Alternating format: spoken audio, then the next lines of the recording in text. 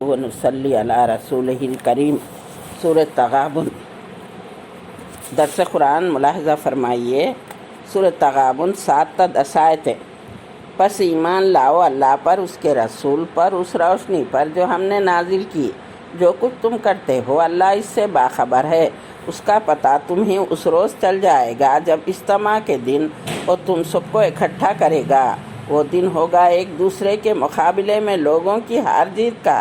جو اللہ پر ایمان لایا ہے اور نیک عمل کرتا ہے، اللہ اس کے گناہ جھاڑ دے گا اور اسے ایسی جنتوں میں داخل کرے گا جس کے نیچے نہریں بہتی ہوں گی۔ یہ لوگ ہمیشہ ہمیشہ ان میں رہیں گے۔ یہی بڑی کامیابی ہے۔ جن لوگوں نے کفر کیا ہے اور ہماری آیات کو جھٹلایا ہے، وہ دوزخ کے باشندے ہوں گے جس میں وہ ہمیشہ ہمیشہ رہیں گے۔ وہ بدترین ٹھکانہ ہے۔ انہیں اللہ تعالیٰ سورۃ تغابن میں فرما رہا ہے، پس ایمان لاؤ اللہ پر، اس کے رسول پر اور اس روشنی پر جو ہم نے نازل کی ہے۔ تو فرما رہے ہیں، قوموں کی آج تک کی قوموں کی تباہی کا اصل موجب اللہ اور اس کے رسولوں کا انکار کرنا، ان کی بات نہ ماننا اور آخرت کا انکار کرنا تھا۔ اس غلط طریقے پر چل کر اپنے آپ کو مصیبت میں مبتلا نہ کرو۔ اس آیت میں فرمایا جا رہا ہے، اللہ پر ایمان لاؤ اور اس کے رسول پر ایمان لاؤ اور قرآن کی تعلیمات کے مطابق زندگیاں گزارو۔ اللہ پر ایمان لانے کا مطلب یہ ہے اللہ کے احکامات کی دل و جان سے پیروی کریں۔ اس کا بڑا احسان ہے کہ وہ ہماری ہدایت کے لیے قرآن مجید نازل کیا۔ ہم ان تمام چیزوں سے اس وقت فائدہ اٹھا سکتے ہیں جبکہ اللہ اور اس کے رسول اور قرآنی تعلیمات کے مطابق زندگی بسر کریں۔ یہاں پر قدم قدم پر ہمارا امتحان ہو رہا ہے۔ رزلٹ آخرت میں نکلے گا۔ ہم شعور کے ساتھ زندگی بسر کریں۔ ہاتھ، پاؤں، زبان، ہر چیز اللہ کی امانت ہے۔ جسم کے اعضاء اور کھال بھی گواہی دیں گے۔ ہم جیسی زندگی بسر کریں گے وہ اللہ کے پاس گواہی دیں گے۔ یہی چیز ہمیں خطاؤں سے بچا کر نیک کام کرنے کی طرف راغب کرے گی۔ ساری پبلک جو دنیا پیدا ہونے کے بعد سے پیدا ہوئی ہے اور ختم ہونے تک سارے لوگوں کو جمع کیا جائے گا۔ ساری پبلک کے سامنے ایک ایک کا نامہ اعمال کھولا جائے گا۔ پھر فرمایا جا رہا ہے، جو کچھ تم کرتے ہو اس سے باخبر ہے، اللہ اس سے باخبر ہے۔ اس کا پتہ تمہیں اس روز چل جائے گا جب اجتماع کے دن وہ تم سب کو اکٹھا کرے گا۔ ترمذی کی ایک حدیث ہے جس میں حضور صلی اللہ علیہ وسلم نے فرمایا، قیامت کے دن ایک آدمی اللہ کی بارگاہ میں حاضر کیا جائے گا۔ اللہ اس سے فرمائے گا، میں نے تجھے آنکھ، کان، ناک نہیں بخشے تھے؟ کیا میں نے تجھے مال اور اولاد سے نہیں نوازا تھا؟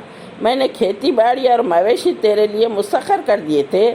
کیا تو جانتا تھا کہ آج تو مجھ سے ملاقات کرنے والا ہے؟ تو وہ کہے گا نہیں۔ اللہ اس سے فرمائے گا، آج میں تجھے فراموش کر دیتا ہوں، یعنی تجھے دوزخ کی آگ میں ڈالتا ہوں۔ یعنی یہ شخص اللہ کی نعمتوں سے فائدہ اٹھانے کے باوجود اللہ کے حضور جواب دہی کا قائل نہ تھا، بلکہ اس کا نظریہ یہ تھا، یہی دنیا کی زندگی ہی سب کچھ ہے۔ جیسا کہ آج تمام برادران وطن کا نظریہ ہے، انسان مرنے کے بعد کیا ہے، مٹی میں مل جاتا ہے۔ پھر زمین بھی اس روز گواہی دے گی کہ اس انسان نے میری پیٹھ پر کون سا اچھا یا برا عمل کیا۔ اس کا پتہ تمہیں اس روز چل جائے گا جب اجتماع کے دن، یعنی قیامت کے دن وہ تم سب کو اکٹھا کرے گا۔ تغابن غبن سے ہے۔ غبن کے معنی ہے غفلت، بھول، اپنے حصے سے محروم رہ جانا۔ ایک شخص کا غیر محسوس طریقے سے کاروبار یا معاملات میں نقصان دینا، یا تجارت میں ایک فریق کا خسارہ اٹھانا، دوسرے فریق کا نفع اٹھانا۔ دنیا میں تو تغابن ہر روز ہوتا ہی رہتا ہے، لیکن آخرت کا تغابن الگ ہے۔ ایک انسان پہاڑ برابر نیکیاں لے کر جائے گا، لیکن کسی کو گالی دی ہوگی، کسی کا حق مارا ہوگا، کسی کی غیبت کی ہوگی، تو اصل وہاں پر جا کر پتہ چلے گا اصل میں خسارہ کس نے اٹھایا اور کون نفع کما لے گیا، اصل میں دھوکہ کس نے کھایا اور کون ہوشیار رہا۔ ترمذی کی ایک حدیث میں ہے، رسول اللہ صلی اللہ علیہ وسلم نے فرمایا، کیا تم جانتے ہو مفلس کون ہے؟ لوگوں نے عرض کیا، ہمارے ہاں مفلس اسے کہا جاتا ہے جس کے پاس نہ درہم ہو نہ کچھ سامان۔ آپ نے فرمایا میری امت میں مفلس وہ ہے جو قیامت کے روز نماز، روزہ اور زکوٰۃ کے اجر کا بہت بڑا سرمایہ لائے گا، اس کے باوجود اس نے دنیا میں کسی کو گالی دی تھی، کسی کی غیبت کی تھی، کسی پر زنا کی تہمت لگائی تھی، کسی کا مال کھایا تھا، کسی کو قتل کیا تھا، کسی کی پٹائی کی تھی۔ اس لیے نیکیوں کا ثواب مظلوموں کو دیا جائے گا، اور اگر اس کی نیکیاں ختم ہو جائیں گی اور مظلوموں کے حقوق باقی رہے تو پھر ان کے گناہوں کو اس کے اوپر ڈال دیا جائے گا اور وہ شخص دوزخ میں پھینک دیا جائے گا۔ عزیز بہنوں، یہ کتنی بد نصیبی ہوگی، انسان نیکیوں کا سرمایہ لے کر جائے گا لیکن وہ اس سے فائدہ نہیں اٹھائے گا۔ تو دنیا میں ہم پھونک پھونک کر قدم رکھیں، شعور کے ساتھ زندگی گزاریں، کسی کی دل آزاری نہ کریں، غیبت، مال ہڑپ کرنا، لڑائی جھگڑے، ان سے بچ کر تقوی والی زندگی بسر کریں۔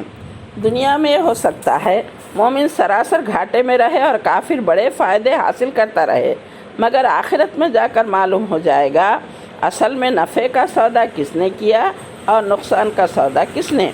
دنیا میں ایک گمان ہے کہ ہم ایک دوسرے کے بڑے اچھے رفیق ہیں، ہمارے درمیان کامیاب تعاون چل رہا ہے، مگر جب آخرت میں پہنچیں گے تو ان پر یہ بات کھلے گی ہم سب نے بڑا دھوکہ کھایا، جن کو بہترین ساتھی سمجھ رہے تھے وہ بدترین دشمن نکلے۔ سب ایک دوسرے کو گالیاں دیں گے، ایک دوسرے پر لعنت کریں گے، اور ہر ایک یہ چاہے گا اپنے جرائم کی ذمہ داری دوسروں پر ڈال دے اور اسے سخت سزا دلوائے۔ حضور صلی اللہ علیہ وسلم نے فرمایا بہشت اور دوزخ تمہارے جوتے کے تسمے سے بھی زیادہ قریب ہے۔ اس کا مطلب یہ ہے انسان خدا کی بغاوت اور نافرمانی کی وجہ سے جہنم کے قریب ہو جاتا ہے، اللہ کی اطاعت کرنے سے بہشت کا مستحق ہو جاتا ہے۔ یہ اب انسان کی اپنی مرضی ہے، جس راہ کا انتخاب کرے اس پر اسے چلنے کی توفیق ملے گی۔ عزیز بہنوں، ہم یہاں پر اللہ پر ایمان لا کر نیک عمل کریں، اس کے ساتھ ساتھ اللہ کی مخلوق کے ساتھ غلط برتاؤ کریں گے، کسی کو گالی دیں گے، غیبت کریں گے، میراث کا مال سمیٹ کر کھائیں گے، یہ ساری چیزیں کرتے وقت ہمیں اللہ کا ڈر خوف نہ رہا ہوگا، شیطان ہمیں غفلت میں ڈال دیا ہوگا۔ ہم سمجھ رہے تھے ہم نمازوں کی پابندی کرتے ہیں، روزے رکھتے ہیں، زکوٰۃ دیتے ہیں، لیکن قیامت میں ساری نیکیاں مظلوم کو دی جائیں گی۔ سورہ توبہ میں فرمایا جا رہا ہے کہ والمومنون والمومنات بعضهم اولیاء بعض یامرون بالمعروف وینہون عن المنکر یقیمون الصلاۃ ویؤتون الزکاۃ ویطیعون اللہ ورسولہ اولئک سیرحمہم اللہ ان اللہ عزیز حکیم۔ وعد اللہ المؤمنون والمؤمنات جنات تجری من تحتها الانہار خالدین فیہا ذالک هو الفوز العظیم۔ یعنی مومن مرد اور مومن عورتیں آپس میں ایک دوسرے کے رفیق ہیں، نیکیوں کا حکم کرتے ہیں، برائیوں سے روکتے ہیں، جو نماز قائم کرتے ہیں اور زکوٰۃ دیتے ہیں اور اللہ اور اس کے رسول کی اطاعت کرتے ہیں، یقیناً ان پر اللہ کی رحمت نازل ہو کر رہے گی، اور یہی بڑی کامیابی ہے۔ ان مومن مردوں اور عورتوں سے اللہ کا وعدہ ہے وہ انہیں ایسے باغوں میں داخل کرے گا جس کے نیچے نہریں بہہ رہی ہوں گی۔ پھر فرمایا جا رہا ہے جن لوگوں نے کفر کیا اور ہماری آیات کو جھٹلایا وہ دوزخ کے باشندے ہوں گے، جس میں وہ ہمیشہ ہمیشہ رہیں گے، اور وہ بدترین ٹھکانہ ہے۔ کفر اور شرک کی سزا یہ ہے مجرم کو ہمیشہ دوزخ میں رہنا پڑے گا۔ دنیا میں صرف اس سے مطالبہ کیا گیا تھا کہ وہ اللہ پر ایمان لائے، اس کی عبادت کرے، اس کے ساتھ کسی کو شریک نہ کرے، اس کے رسول کی اطاعت کرے، لیکن وہ نہ مانا۔ دنیا کو سب کچھ سمجھ کر، دنیا کی رنگینیوں میں کھو کر مال کمانے میں لگا دیا۔ قیامت کے دن روئے زمین کے برابر سونا فدیے میں دے کر ایسی طویل اور سخت سزا سے بچ جائے اس وہ چاہیں گا، لیکن وہاں پر کوئی شخص پھوٹی کوڑی کا بھی محتاج نہیں ہوگا۔ سورہ بینہ میں اللہ تعالیٰ فرما رہا ہے ان الذین کفروا من اہل الکتاب والمشرکین فی نار جہنم خالدین فیہا اولئک ہم شر البریہ۔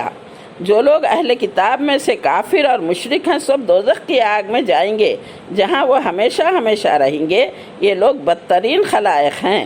اور پھر فرمایا جا رہا ہے سورہ بینہ میں ان الذین آمنوا وعملوا الصالحات اولئک ہم خیر البریہ جزاؤہم عند ربہم جنات عدن تجری من تحتہا الانہار خالدین فیہا ابدا رضی اللہ عنہم ورضوا عنہ ذالک لمن خشی ربہ۔ بے شک جو لوگ ایمان لائے اور نیک عمل کیے یہ لوگ بہترین خلائق ہیں، ان کا بدلہ ان کے رب کے پاس ہمیشگی کی جنتیں ہیں جن کے نیچے نہریں بہہ رہی ہیں، جن میں وہ ہمیشہ ہمیشہ رہیں گے۔